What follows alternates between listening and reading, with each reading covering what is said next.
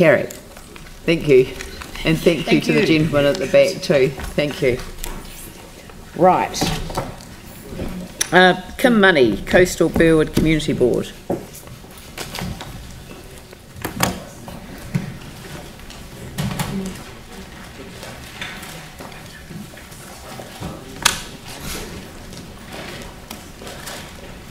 Good morning, Leanne and councillors. Good morning. Community and staff. It's great to be here. Happy New Year to all of you. Apparently it's all right to say it on the 1st of February still, so yeah. There we go. I can just make up rules. No, but you all look refreshed and had your vitamin D, so that's really good. I have here with me my Deputy Chair Tim Sintas come to join today, and also our Board Governance Manager Joe Wells. Great team. No parties, so straight into it. The New Brighton Beachside Playground. Well, absolutely, what can we say? Congratulations to you all. What a team effort. These photos, you can see, you know, the enjoyment that's being had there. I went down yesterday, I tried to do a little video for you to see and have some reactions from some of the people that are actually playing. I had 4 people, but my technology, I'm afraid, has failed.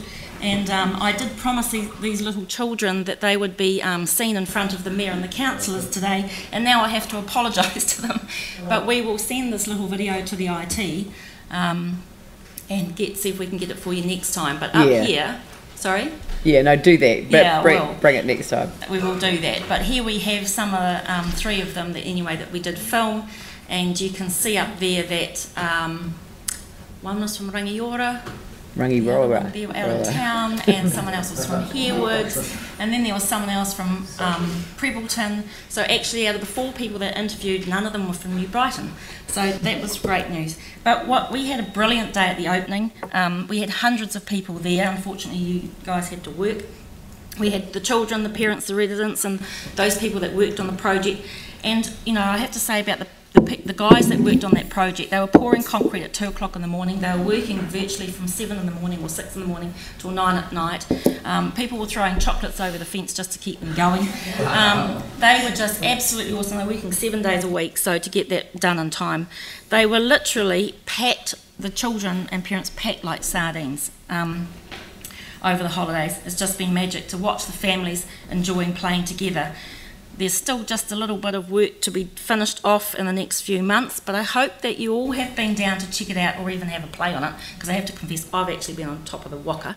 So come on, Leanne, up you get. So you can even do your wee Titanic version on the front of the oh God, you don't want to hear that. But you know, what a fantastic way for the council and DCL to kickstart the regeneration of New Brighton. So again, congratulations. Following on from that, of course, or at the same time that all this has been going on, the hot saltwater pools, DCL have analysed the community feedback regarding the design and aspirations for the facility. The final concept designs will be coming out shortly in the beginning of this year. At the same time, the council have been working on that connectivity improvements between the New Brighton Pedestrian Mall and Marine Parade. So we're also going to be seeing the results of that consultation in February. Next we have Thompson Park. This is just a bit of a board project that we're consolidated a bit of funding from the annual plan. The entrance and the car park there is quite abysmal. It's virtually clay, nothing much else, a lot of potholes. It's a highly used park, so we've got a bit of concentration on that here, wanting to get some landscaping done. It's just like a dust pit in the summer, and the wind just swirls around. We've got I Love New Brighton there shortly, and it's always an issue. And also just things like there's no accessibility access from the car park to the playground. So, you know, difficult for prams but impossible for wheelchairs. So we're really pleased that we're working with staff on that to make some improvements. I do want to bring up Midges this morning, simply because it has been in the public arena lately, in the media there. Staff are giving the board very regular updates. We are kept fully informed, and I have to say that the staff couldn't be working harder to resolve this, and they're absolutely dedicated to eradicating these pests. There were good results up until the first week of January. Apparently there were no complaints recorded, which reflected what they were actually seeing on site and the monitoring that was being undertaken. Unfortunately, the midges did peak again in mid-January when we had that rainstorm, but this is a work in progress. But there are indications that it will improve as the midge management plan is progressed, and the board totally support this plan and all the work that the staff are doing. Another little correction on that the media wrote was that one of the ponds that they were draining to Sunbake was the one closest to the residents. It's not actually the one closest to the residents, the one closest to the plant. So we've even got probably better results once they are able to get to that second pond closer to the residents and drain and sunbake that. So good on staff, we really do appreciate everything that they're doing and hoping for a really good result as that plan is implemented. What do we got here? The board had a meeting just prior to Christmas with the Ministry of Education regarding of all the school sites that were closed across our ward. There were 6 of them. One in particular the community are interested in is the New Brighton school site regarding the Roy Stokes Hall. We're just working with these groups. They are keen to put a proposal together. The Ministry have already granted the community an extension to the end of February. We are actually hearing from this community at the board meeting on Monday, and staff have already indicated to the community that there is no budget for council to purchase the hall, but should they require on Monday some more time to prepare a suitable proposal to take over the ownership and management of the Roy Stokes Hall, etc. on that site, and given that time is of the essence, the board would like to request council support to request a further extension from the Ministry of Education. Very good. We had a resolution that possibly could have been... Yeah, no, the resolution will come up after your presentation. Okay, so, thank you. Yep. Sure. Just the South Brighton Estuary edge we've got up here. This is just pictures of the result of the January flood. We've shown you pictures before, but these pictures show further destruction to the environment. There's been some more trees fallen over, as you can see. There's others that are in danger of falling over. We've had vegetation and more track loss and more land loss. And as I've said before in the past, this is consequence of the Reno mattresses on the estuary edge that were damaged in the earthquake that used to provide protection but don't now. But they just need to be fixed and maintained. So the community is united to see this edge repaired, and we are quite determined to work with staff to develop a process to implement a repair, because this is one of the biggest issues for our board at present.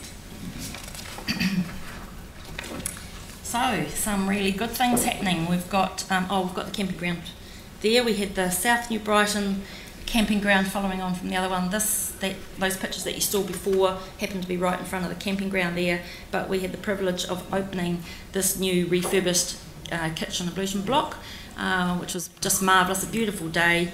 The owners have absolutely transformed the campsite and created a real oasis for families to enjoy, so good on them. But you can, unfortunately, they had flooding from the estuary during that January storm, and so hence the urgency for the remediation there. So now on to the church. So we had another opening of the New Brighton Union Parish last weekend, which was exciting, a very special and exciting celebration, and what a journey that they've had to be on for the past 7 years to rebuild this. This is another well-loved community gathering place returned to New Brighton, so there they are, so check that out sometime if you're in the area. Yep, there's Glenn, looking pretty smart there, Glenn. So here's Kite Day. I hope some of you got down there, because look at those crowds, it was absolutely stunning. The sky was filled with colourful kites of all shapes and sizes, and the beach was filled with children and families having fun. So thank you for supporting that, but it was absolutely jam-packed. Yeah, huge crowd.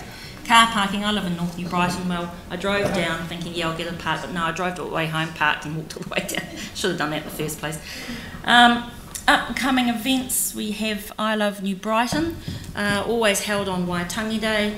Staff do an amazing job of putting this together with the local community groups, and it's held at Thompson Park, celebrates everything that community love about New Brighton. So there'll be all sorts of free activities for kids and of all ages, have a go, sports, market stalls, food, bouncy castles, you know, the free sausages, which is the queue is for miles. I've done that stall myself and it's actually really fun. So that's I Love New Brighton, Waitangi Day. If you've got nothing to do, come to the beach. Then we have the Kathmandu Coast to Coast on the 9th to 10th of February. So come down and cheer Glenn across the finish line. And Mike. And Mike. Oh, Mike, good for you. Okay, we've got two of you there then. You might have to be there earlier for Mike, though. A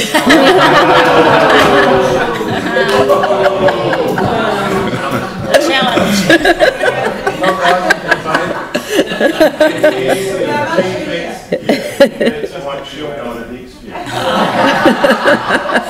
No. I'll say no more. But there is such a buzz along the roads, and especially at the last stretch along Marine Parade as they're heading towards the finish line at the amphitheatre at the pier. So I was going to say go hard and go home Glenn, but it has to be go hard and go home Mike as well. So expect to see you both on the podium. And football and my 79-year-old dad. Oh, awesome. Well done. Okay. And finally, we have the Parklands at Play event, which is also... be there earlier for him as well. You're so funny. Sorry. You're forgiven. So here we have the Parklands at Play 2018. Very unruly lot, you lot, this morning. First one of the year. Sunday the 18th of February at 12 o'clock, Parklands Reserve, Queen's Park. Again, the event is for families and it has have-a-go sports and with the local clubs. Really great way of the clubs to get out there and show what they do around the area. Wacky fun with the pedal mania, mega slides and all sorts, Zumba, so that's worth a go. And preschooler activities, all sorts of things like that. And it also says here on my notes that there's it's a relaxed atmosphere with sounds to soothe and a selection of food. So that sounds wonderful as well. So it's going to be a great start to the year. Thank you. Thank you. You're welcome. Well, we've got the resolutions, which is receiving the report and supporting the extension of time. So I'm assuming that that's a David and a Glenn move and second. Sorry, Glenn, I withdraw and apologise. No, Are there any questions for Kim? I'll put the motion. All those in favour say aye. Aye. Those opposed say no. That's carried. Thank you.